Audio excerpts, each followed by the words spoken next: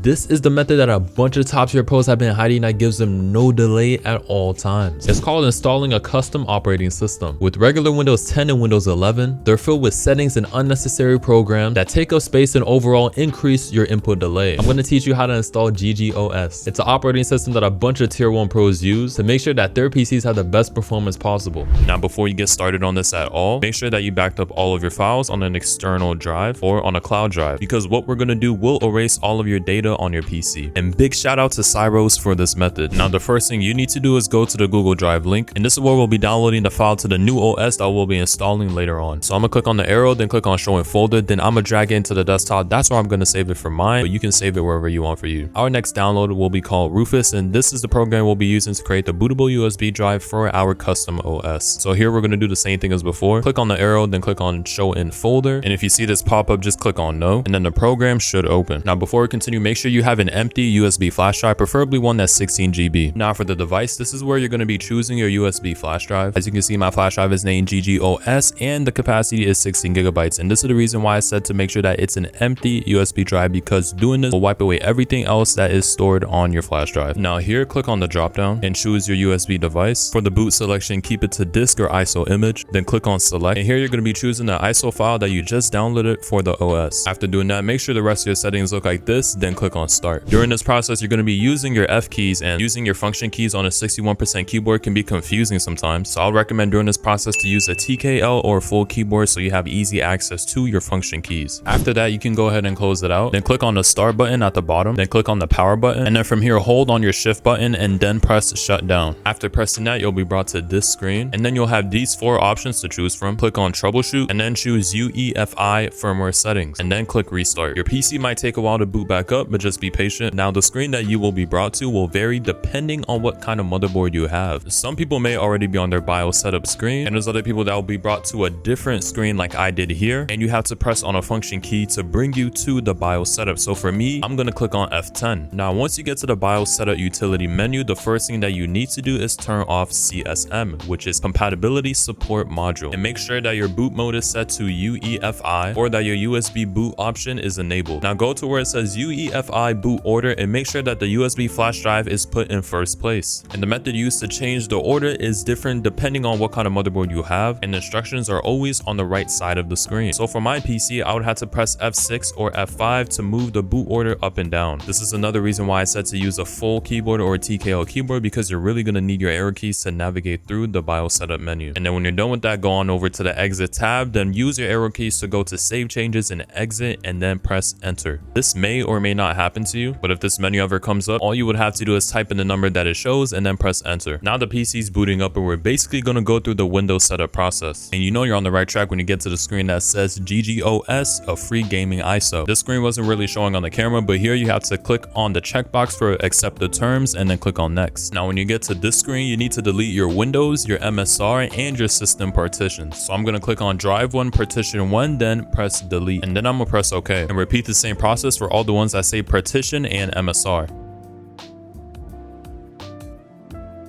Now, after deleting all the partitions and the MSR, by the end of it, your screen should look like this, and it should say unallocated space included inside of it. The amount you see will vary depending on how many drives you have on your PC, and in this case, I have 2, which is my 200 GB SSD and my 900 GB SSD. Now you're going to choose which drive you want to install the OS on, and then click on next. After that, it'll start loading. Then when it gets to the part where it says Windows needs to restart to continue, click on restart now, then unplug your USB drive. The PC is going to turn back on its own and will be booted on the new operating system. Okay, now at this point, we're pretty much halfway through, but don't skip any of the steps because you want to make sure that you're setting it up correctly to get the lowest amount of delay. So for this part, you're going to choose the region that you live in, and then go ahead and choose your keyboard layout, skip this part, then type out the name for the account. And here you can choose to put it in a password, but I'm personally going to leave mine empty. And then the PC should restart one more time. After a few seconds of being on the OS, a pop-up should come up saying that you're about to be signed out, and then your PC will restart again. Now once it turns back on and you're back on your desktop page, right click on the background and then click on display settings, scroll down into until you see advanced display settings, and here you'll see the monitors that are connected to your PC. And here change the refresh rate to the highest possible. Since I have a 240Hz monitor, I'm choosing the highest here, which is 239. And if you have more than one monitor connected to your PC, choose the option up here and then do the same thing and choose the highest available. Now the next step is for if you have separate storage drives that are installed on the inside of your PC, go to the File Explorer and click on this PC, and you should see that you only have one drive, the drive that you installed this custom OS on. But if you know that you have another drive and it's not showing up, this is what you need to do. Right click on the Windows icon, then click Disk Management, and this is where you'll see all of your drives. The one that has a black border is the one that's deactivated. So right click on it and choose New Simple Volume, then click on Next, and then click on Next again. And then when you get to this part, you can choose what letter you want your drive to have. I'm going to choose J and click on Next again, and leave everything as is and click on Next again. Then click on Finish. And now it'll be formatting, and that should take about a minute. And if you have other drives on your PC, do the same thing with them as well. And then when you go back into File Explorer, you should see all of your drives listed on there.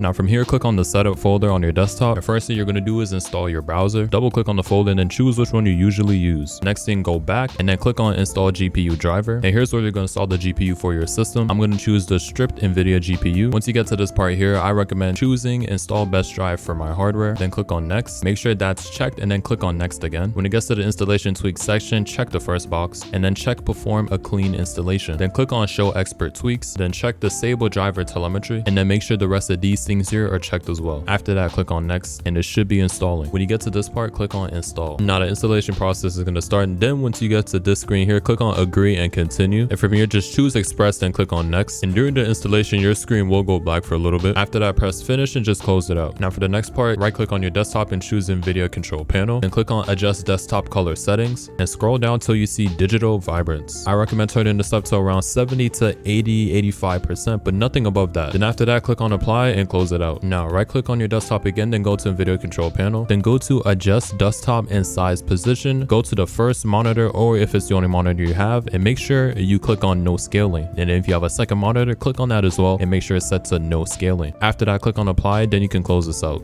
Now the next thing we'll be doing is installing all of the drivers that your PC will need. Now go back to your desktop, then go to the setup folder, then open Snappy Driver Installer Origin, which is SDIO. And then when this comes up, check the first box and then press allow access. Now from here, click on download indexes. And this is the best option to choose because it says this allows you to scan your PC to see which drivers you need to install or update. And from here, you can install any driver that you need really, or all of them. But I definitely recommend installing the ones that are audio, NVMe, and SATA. Now go back into the setup folder, then choose the one that says set time and time zone. You can go ahead and set that up for you. And then once you're done with that, if you ever need the Microsoft Store or the Xbox Game Bar, I don't recommend installing, but it'll be here in the setup folder as well. This is pretty much it, but if you did make it this far, since we reset our PC to a new operating system, you may have the activate Windows watermark on the bottom right of your screen. Here's how to get rid of it forever for only $5. What you have to do is join the Discord server using the link that's in the description. Once you verified everything, look for a category called links and downloads, and then look for the channel called Windows Activation. Follow the directions that are written on that page, and by the end of it, your Windows should be fully activated. Leave any questions that you have in the comment section or just shoot me a message on Discord. I'm gonna catch y'all later.